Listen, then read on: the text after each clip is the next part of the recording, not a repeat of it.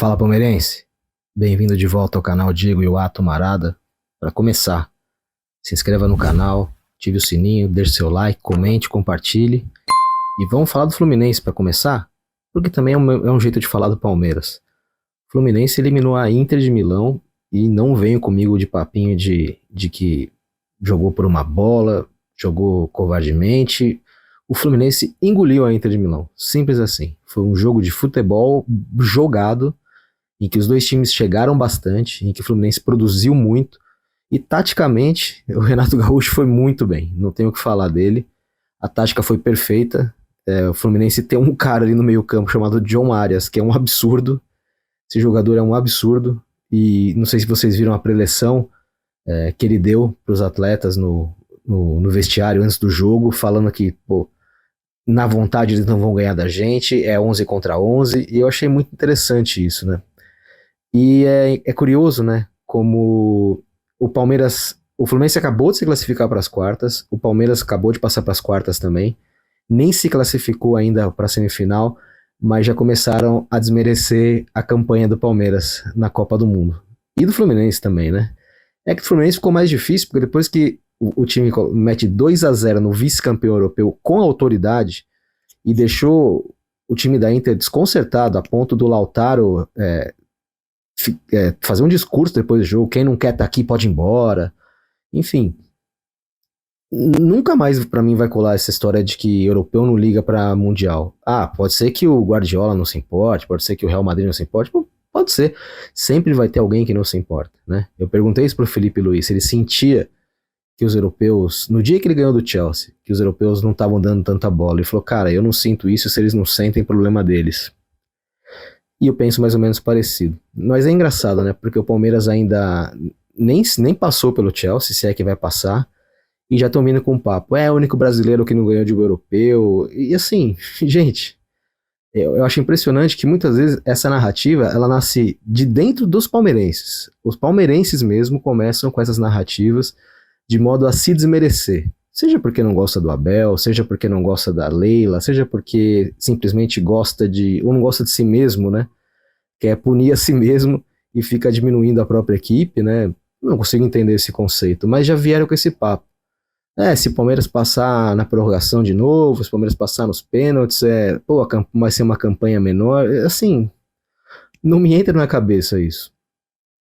Assim como estão dizendo que o Flamengo está eliminado, mas fez uma campanha melhor que a do Palmeiras. Não comparem a campanha do Flamengo. Gente, não dá para comparar mesmo. O Flamengo está eliminado, o Palmeiras está classificado.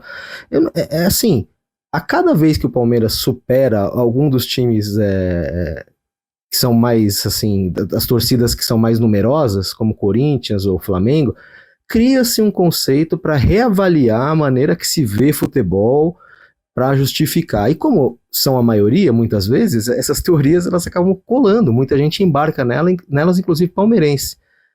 Não existe nada que comprove melhor quem foi o melhor time num campeonato do que quem vence. Ponto final. Se o cruzamento colocou A ou B no caminho, faz parte.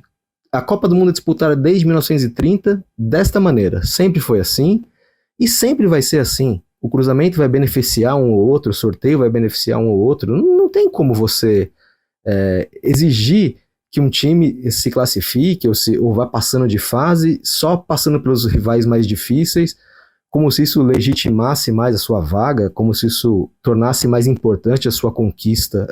Assim, a culpa não é do Palmeiras. O Palmeiras simplesmente está enfrentando os adversários que aparecem para ele de acordo com a classificação.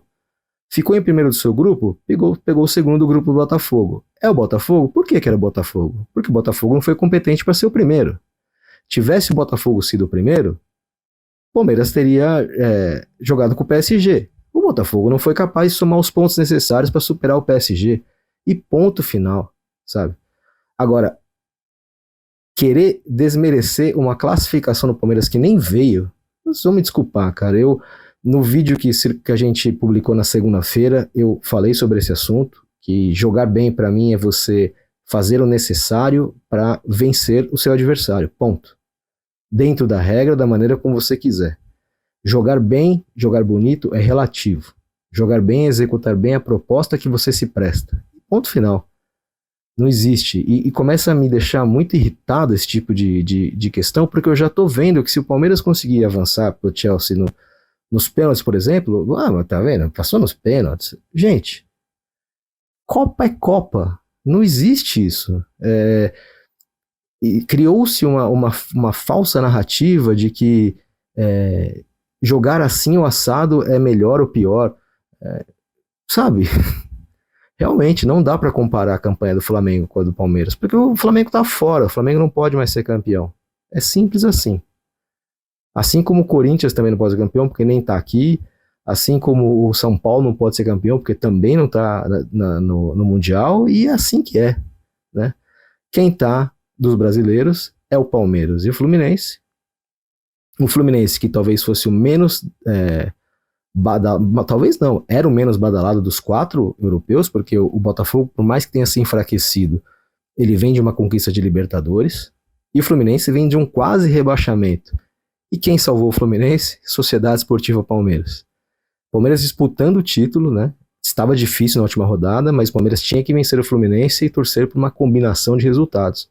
E o Fluminense tinha ganhado o Palmeiras para se salvar. E o Fluminense ganhou do Palmeiras e salvou. E a combinação de resultados que favorecia o Palmeiras tanto fazia, porque se o Palmeiras não ganhou do Fluminense, tanto fazia o restante. E é curioso, né? Porque aquele jogo mudou muita coisa no Palmeiras, né? Naquele dia, eu me lembro bem, a presidente Leila Pereira teve uma conversa dura com o diretor Anderson Barros. Essa foi uma apuração de bastidores. Eu estava lá no dia, eu soube que isso aconteceu no dia, por pessoas ligadas diretamente à diretoria, que isso tinha acontecido. Outros colegas também tiveram essa mesma apuração, e ali virou a chave, né? E ali o Palmeiras foi atrás de jogadores como o Paulinho, como o Vitor Roque, reforçou seu time com o Facundo, decidiu se livrar de algumas peças, como o Lázaro, o Dudu, enfim, vários caras, Zé Rafael, Rony, vários caras que realmente não teriam espaço nesse Palmeiras de hoje.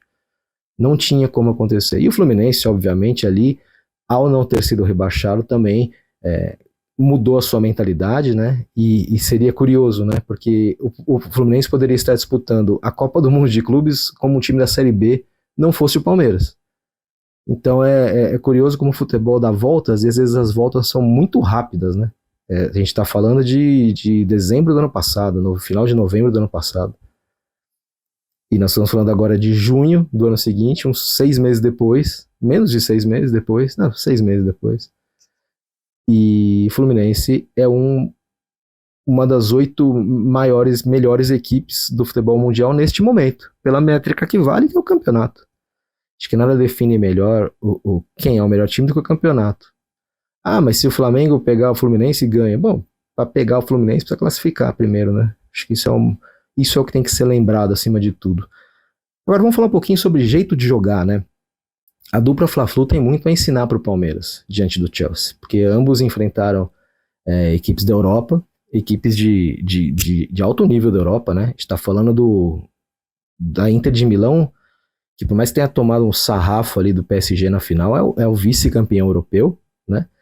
E estão falando do Bayern de Munique, que é o Bayern de Munique, enfim, dispensa apresentações.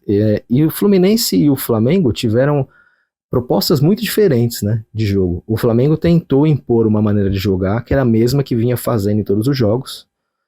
Já o Fluminense se readequou, fez uma linha de 5 atrás e não ficou ali acovardado, foi marcar em cima, foi jogar diferente, foi buscar o jogo, jogou melhor do que a Inter. É claro que no final, como sempre acontece, o time que está em vantagem ele vai se precaver, porque o time que está em desvantagem vai para cima que nem louco. E aí no final a Inter realmente deu um suador aí no Fluminense, mas o Fluminense se classificou, né? E deve pegar agora o Manchester City no que é a revanche do Mundial daquele ano que com o Diniz o Fluminense perdeu de 4-0 do City. E o vencedor desse confronto pega o vencedor do confronto entre Palmeiras e Chelsea. São duas revanches, né? De certo modo, porque o Palmeiras também perdeu a final do Mundial para o Chelsea. E vai ser um duelo interessante. Vai ser um duelo interessante tanto do Palmeiras contra o Chelsea, quanto o do City contra o Fluminense. Eu acho que a disparidade... O City sempre é listado como uma das maiores equipes do mundo, mas vale lembrar que não fez a final da Champions League este ano, né? Então é sempre importante lembrar, tampouco ganhou a Premier League, né? E o Chelsea também. O Chelsea ganhou o que seria o terceiro campeonato mais importante da Europa ali, não ficou nem disputou a Champions até o final. E é o time do Estevão também, né? Essa é uma outra coisa para se pensar. Mas são dois pontos que eu queria deixar desse vídeo aqui, que eu acho muito legal a gente falar. Primeiro, mais uma vez, jogar bem é fazer o necessário para superar o adversário no que ele tem de características importantes. Isso para mim é indiscutível. E dois, tem mais de uma maneira de você jogar bem. E o Fluminense hoje fez exatamente isso. Saiu das suas características normais, do que está acostumado a fazer, e buscou um resultado que tende a ser uma das maiores partidas da história do clube. Acho que a final da Libertadores, que eles venceram, e essa agora.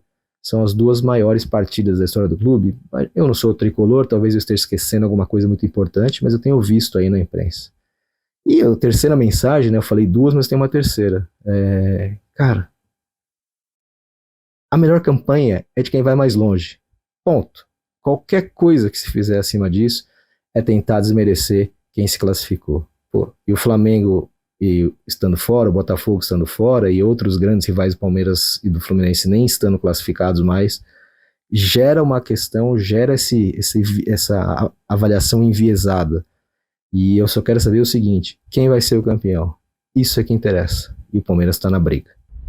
Deixe seu like, se inscreva no canal, ative o sininho, compartilhe, conta para as pessoas que a gente está com esse canal aqui. Estamos chegando passamos de 6.100. Vamos ver qual que vai ser o próximo desafio. Não conversei ainda com o nosso diretor, nosso editor. Vou conversar com ele para saber qual que é a próxima meta que a gente estabelece. Beleza? Vejo você no próximo vídeo. Tchau, tchau.